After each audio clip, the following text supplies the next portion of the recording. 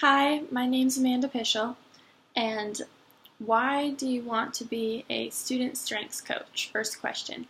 I think that the reason I want to be a student strengths coach is just because I'm so interested in how people's strengths play into them as a person.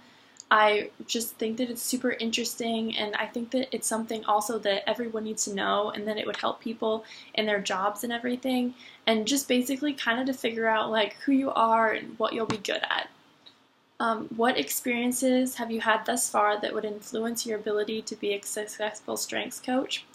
I think that last semester, or not last year, first semester, I took a class that kind of centered around the strengths like coach and everything. The teacher was awesome, and it was one of my favorite classes. We got to learn about everyone's strengths in the room, and I got to learn about my strengths and the information behind them and how they played into you, and how like even if you get like a certain strength, how it's different for you as an individual than it is if, like, let's say someone else had the same strength, which I just thought was super awesome because when I first took it, I thought that, like, oh, like a lot of people have probably gotten like these ones too. But I've also taken the test about 3 times. I took it in high school once and in college twice. So I just think it's super interesting the strengths that I've kept in that time period and the new strength that have kind of like come up with new experiences in my life.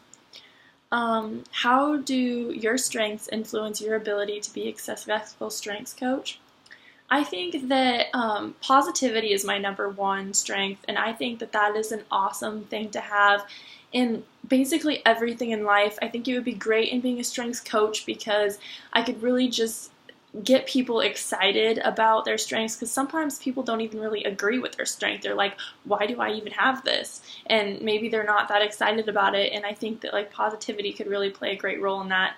I also have individualization, which I think is like perfect because each individual, when I'm strength coaching, will all have different strengths, and knowing like how those play into individuals and really being interested, because I'm interested in that kind of thing, in that will really play a role.